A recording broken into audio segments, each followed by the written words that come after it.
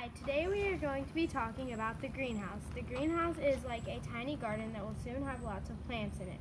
We are going to be interviewing teachers about the greenhouse. First, we chose teachers that we will be interviewing.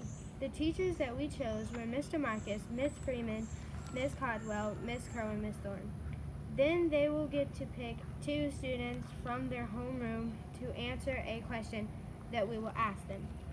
Next, we will ask the teachers a question. The questions that we chose were: 1. When are the students going to start having class projects in the greenhouse? Okay, so our goal is that when we start the next school year, that we will have different grades of the greenhouse for different projects that they have. So our goal is to kind of get everything set up, get the greenhouse set up, get the raised garden beds set up, get our little plant sale pallets set up, and then to go ahead and start in July when school starts to fully set up, teachers being able to implement that in their classroom.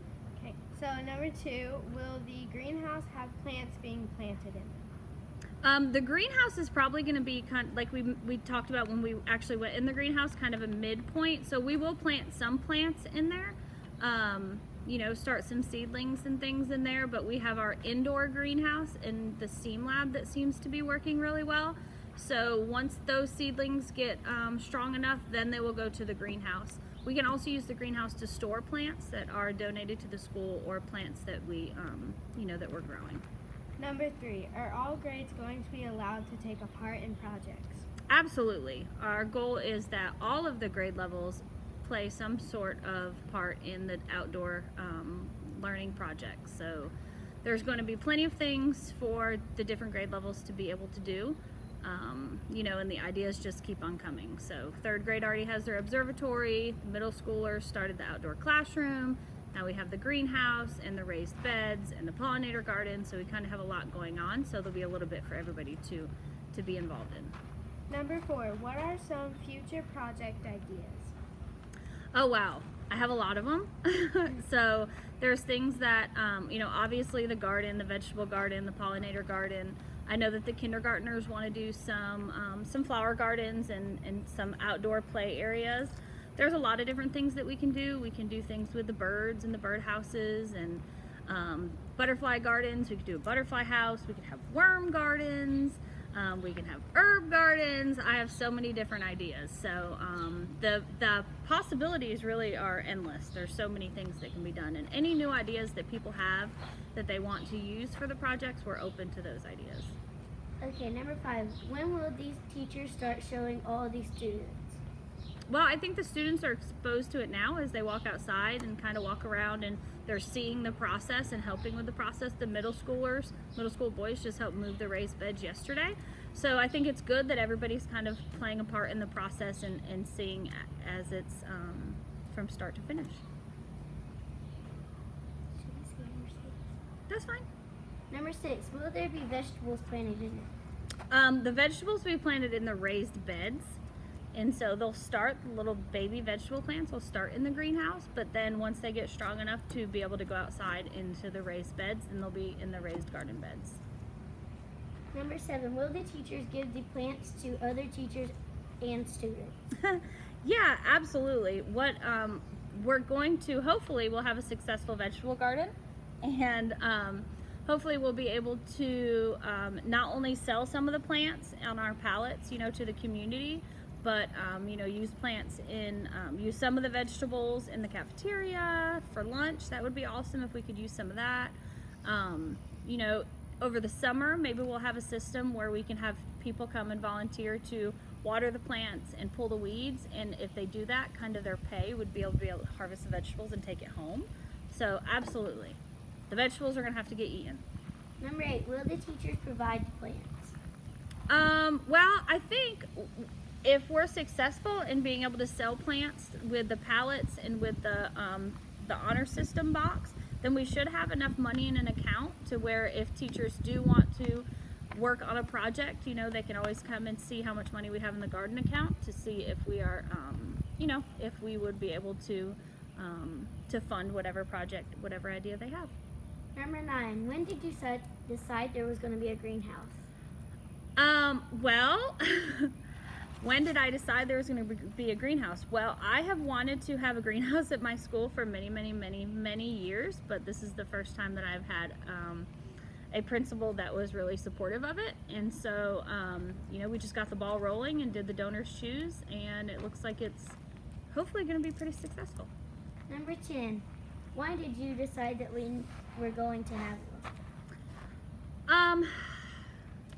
I think that it's really important, especially with your generation, to really understand how easy it is to plant and grow your own vegetables. It's hard nowadays to find healthy vegetables and organic vegetables, and so this is kind of just a kind of sustainability type thing, where if something happened and we didn't have grocery stores anymore, all you need is a very small plot of land and some soil and some water and some sun and some seeds, and you'll be eating for a lifetime.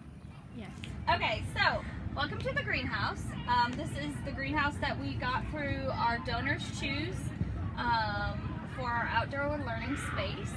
And the greenhouse is going to be used kind of as a midpoint for our plants and a storage point for our plants. So what I mean by that is we're starting our seedlings inside in the indoor greenhouse, and as they get bigger, we're moving them outside to our outdoor greenhouse.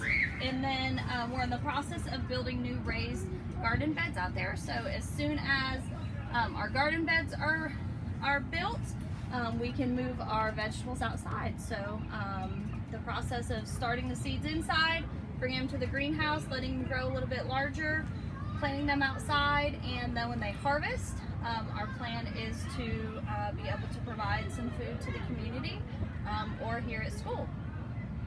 Alright, so these are plants that have been donated to the school, either from teachers or from parents. And our goal is to provide these plants to people in the community. So we would have a honor system box out here where people could pay. We'll have $1, $2, and $5 pallets where people can just kind of pull in the parking lot and choose some plants, and the money would go into the honor system lockbox, and the money would go back into the garden. So we also are considering, when we have a harvest from our vegetables, to sell some vegetables out here as well to people in the community.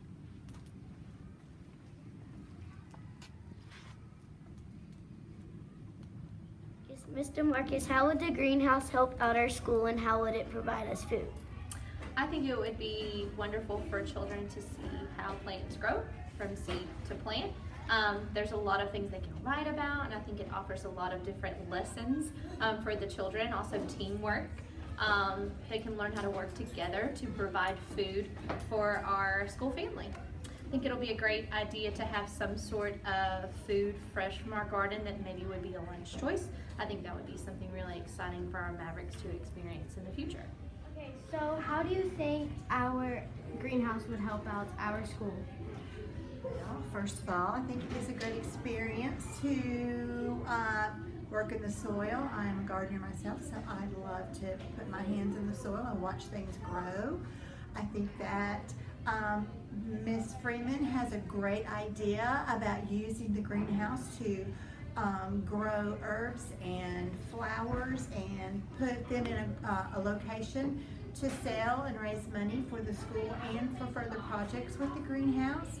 I think that incorporating STEM, the STEM program into the greenhouse would help further so much of our community give back to the community that we should be doing anyway.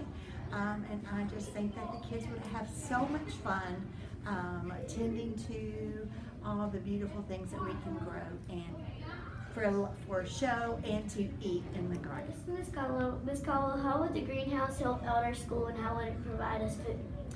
Well, I am really excited about this greenhouse idea because although many teachers here are great gardeners and they grow their own food, I don't fit into that category. So I don't know very much at all about how to raise plants properly. Typically, anything I put in the ground doesn't last very long. So I'm excited from a learning standpoint because, like I said, I don't know very much about it at all, but I do know how important it is to be able to grow your own food. And I also know the benefits for your health of eating food that is locally grown. So I am on for the ride just as a learner, just like everybody else is. So I'm very excited about it. And I want to thank Miss Freeman because she has done so much background work to get this started. Okay, this is Miss Thorne. So how do you think the greenhouse will help our school, and how do you think it will provide food for our school? I think that the greenhouse can help our school through science. As a science teacher, I think it's going to provide a lot of awesome opportunities for us to be able to study life science and to be able to work together and have hands-on experiences. And I think that with the food, that how cool is it that we are able to grow our own food and then maybe eat it or help others through the food that we grow. All right, so the first part of the process is that here in the STEAM lab, we have created a indoor greenhouse. We have aluminum foil to help with reflection of the light. We have 3 LED lights, and we have planted our plants, our seeds. As the seedlings get bigger, they will leave our indoor greenhouse and they'll move to the outdoor greenhouse.